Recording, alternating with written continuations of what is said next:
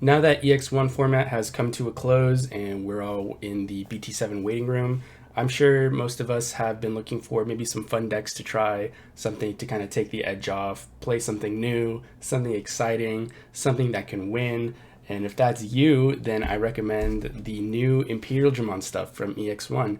If you haven't really looked into what the new deck archetype is trying to do, how the direction that Bandai is trying to take the deck, then I think this is going to be a really cool video for you guys. I know I previously did a video on Imperialdramon talking about how it's the best beginner deck to learn with. I think that is still correct, but it's been modernized now a bit. There's some new mechanics. The deck isn't as one note anymore, even though it is still very much a beat face deck. So I've been working on this deck quite a bit. If you guys caught my live stream, then you saw me play testing. I pretty much refined my list to be exactly that. There are a few tech choices that you could maybe make, but we'll get into those. And eventually Ice Wall is going to go down to 1, so we're gonna have to find room for those 3 ice walls, but I'll talk about what to replace ice wall with, etc. So we're gonna go right into the list right here. Alright, so as you guys know, I don't like to take too much time talking about unnecessary cards in my deck profile, so we're just gonna get straight into the cool cards and what I think you guys should look out for. Of course, we still play 4 Demi Vmon. That doesn't change. It's the best one for the deck. Just draw a card if you have jamming. And then next we have the EX1 Vmon. This is the newest Vmon, and I think it's actually the best one for this deck. Inheritable is during your turn, when you become unsuspended, you gain 1 memory. You can get some really cool combos off if you, especially with the old BT3 Imperialdramon, when you restand it, you can maybe restand another stack that also has this Vmon underneath it and gain 2 memory, so that'll make your Imperialdramon essentially cost 1, but normally you're only getting 1 off, so it'll make your Imperialdramon essentially cost 2, which is a very good effect since most people try to keep you away from that 3 memory threshold whenever they can, when they know they're playing against Imperialdramon, because they know that's kind of the danger zone for when you will be able to get off your multiple attack turn. But with this card you can cheat it out at 2, so this is definitely the best Vmon to play. Next, we are running 4 copies of the BT2 Vmon. When you unsuspend during your turn, you draw 1. We value this Vmon purely because of the inheritable. As I've come to test this deck more and more, I realized that the rookies with the inheritables were a lot more valuable than any other Vmon that you could run, just because you were very oftentimes digivolving over your stacks and not really rookie rushing as you were in the past. So this one gains in value. And kind of on that same thought process, we play the starter deck Vmon. It's just if you have 7 cards or less in your hand, you draw a card. This is really only good in the early game. So ideally, like, you would have a stack of Demi Vmon, starter deck Vmon, and X Vmon as your opening play. And then that way when you swing, you'll draw a card for Vmon and you'll draw a card for Demi Vmon. The Vmon starter deck doesn't really come up outside of the first few turns of the game unless you're burning through Hammer Sparks or Ice Walls to keep your hand low. So that's why you only play 2. And then we also play 2 of the Jamming Vmon. I originally wasn't playing this one. I was just playing 4 of these Vmon because, like I said, I valued inheritables more than anything in the rookie lineup. But I came to realize that this Vmon was only good early game, and sometimes I did just want like the extra jamming attacker, because sometimes your hand gets stuck and you can just go this Vmon on top of Demi Vmon and get the easy draw off that way. So for that reason alone, it's still okay. You can restand it with Imperialdramon BT3, so it still has its value and it still kind of holds its weight in this deck. Next, we'll go to level 4s. This is probably the best new addition to the deck, is the EX1 X Vmon. It has jamming, and then inheritable, it gives jamming. Very, very basic card. It gives jamming if you're Imperialdramon or you have free in your traits. So yeah, basically it gives jamming to all your bosses, because all your bosses are free or Imperialdramon, except for Blitz Omni, but that's besides the point.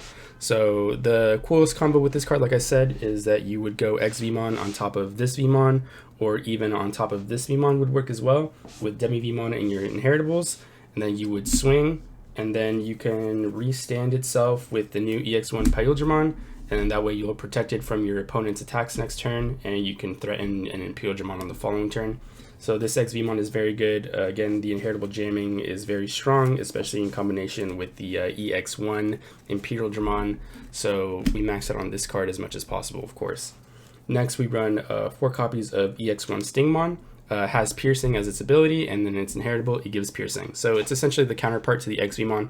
This one is definitely not as good. The piercing does come up, especially underneath the BT3 Imperialdramon or BT3 Paildramon, because then you can have jamming and piercing on one card, which is obviously a very powerful effect.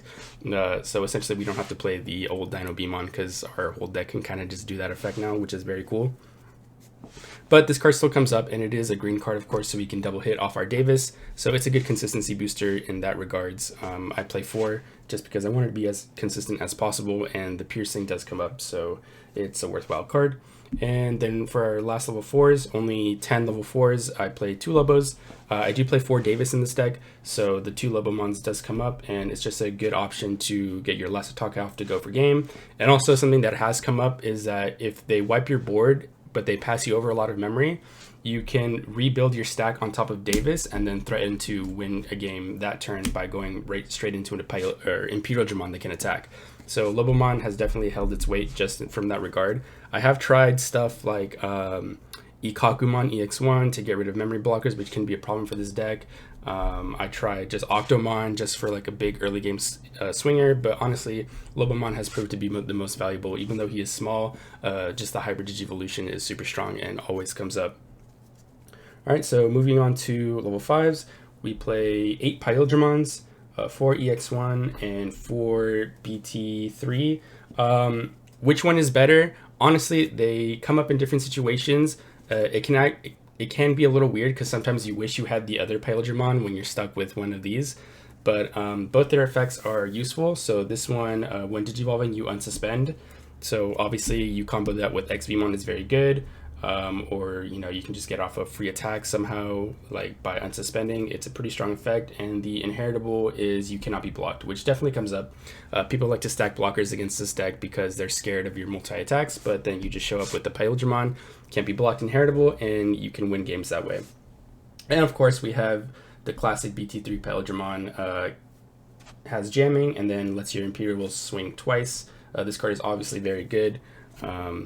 Not much more to say other than that. We all know that this Paildramon is a strong card. Finally, for level 6s, we play 3 EX1 Imperials and 3 BT3 Imperials. The EX1 Imperial is actually a huge addition to this deck because it actually gives you a form of removal that you didn't have before. So if you don't know, when digivolving, you unsuspend this card and then you suspend one of your opponent's Digimon.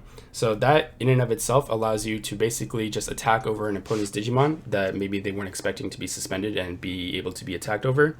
And also it gains 1000 DP for different colors in its sources. So you'll have a blue no matter what, so he'll be plus 1000, so 12. And then if you have Stingmon, then he'll be 13. And then also if you have Stingmon, you'll have piercing. But more likely than not, you do want the jamming, just because 12,000 DP isn't that big.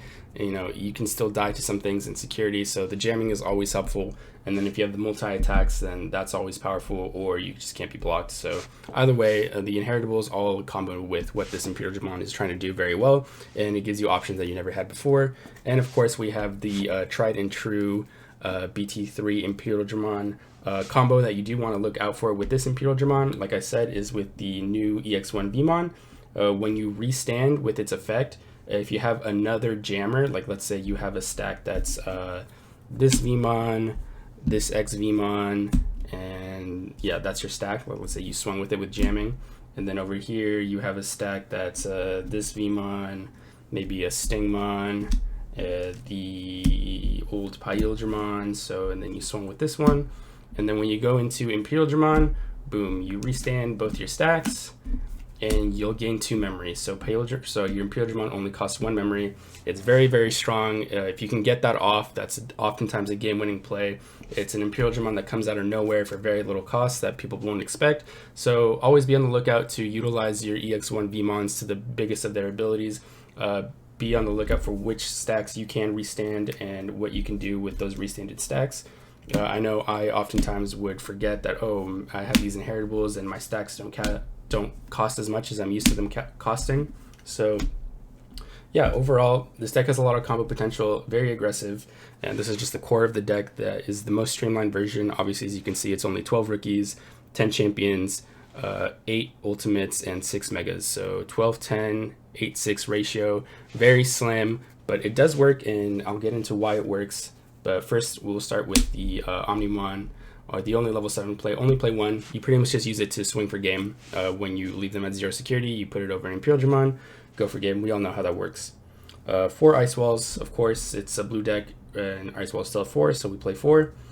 3 Hammer Sparks, just because that's what we have room for. And then for our consistency boosters, we run 2 Blue Memory Boost, and we run 4 Davis.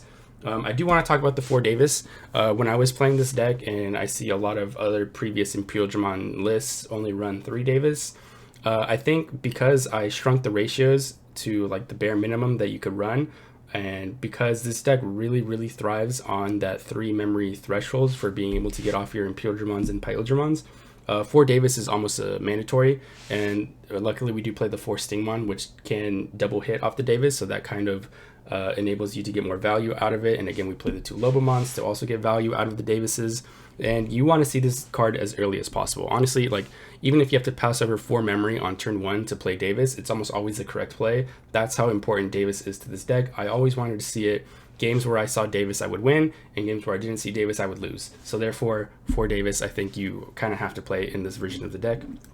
And finally, 2 Blue Memory Boost. I know in the past I've been kind of down on memory boosts in general, but I think in this deck, because it does allow you to delay to gain 2 memory to set you to that 3 memory threshold if you've been being choked to 1, it kind of counts as like a pseudo Davis in that scenario.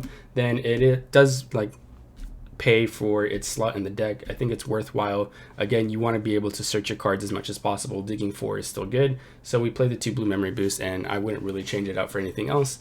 I did try Analog Youth at one point, but it's not as valuable in this deck. You really need the 2 memory. The 2 memory delay is honestly what puts it over the top over Analog Youth in this particular deck. All right, and then I did promise I was going to talk about what to play over Ice Wall once it gets limited to 1. So I think right off the bat, obviously, 1 Ice Wall becomes a Hammer Spark. So you would run 4 Hammer Sparks, and then you have 2 tech slots essentially. It could be whatever you want. I think some people would like to play 2 Kikaitis Breath, 2 Rattlestar, 2 V-Wing Blade. I think those are all perfectly okay options. You could maybe run another rookie and another champion just to increase your consistency a little bit in the early game. I think that's perfectly fine as well. Me personally, I think I would find myself probably fitting in space for 2 Madoki Betamons, and I think that would be okay. I think Madoki Betamon has a lot of value, and there isn't really anything else I would like to play in this deck. Maybe some way to get rid of memory blockers, but there isn't really a consistent way to do that in this deck regardless, so I think just the 2 Madoki Betamons to just try to memory block yourself would be a worthwhile option. Alright, so if you guys want some gameplay examples of the deck, you should check out my Imperialdramon live stream that I did a couple days ago. I think it was very good, very productive, played against some cool guys. You guys can see some good combos, some good weaknesses and strengths of the deck. Strengths, of course, if you draw your full line, then you're going to be very aggressive and you're going to be able to pretty much dunk your opponent. If you brick a little bit, you can be kind of off to a slow start, but that's okay because you can still go XVmon, Pyldramon, or even just hard slamming the Pyldramon into EX Imperialdramon can be a very high value play because then you can suspend a card that they played, attack over it, and you're still kind of in the game that way. Also, you are vulnerable to big blockers in this deck, so any deck that can spam out blockers is going to be a hard time for you. And you are also vulnerable to memory blockers, of course, because you really need that 3 memory. So if they have a memory blocker and you don't have a Davis, you're kind of SOL, unfortunately, with this deck. All right, so hope you guys learned something. Enjoy playing the deck. Definitely try this list out. It is very streamlined, very fast, very effective, no nonsense. So hope you guys, if you have your Imperialdramons just collecting dust, or you're waiting for the starter decks to come out, but you're just itching to play some Imperialdramon, definitely give this list a shot. It is good. You are going to win. So have fun with it, and GG's.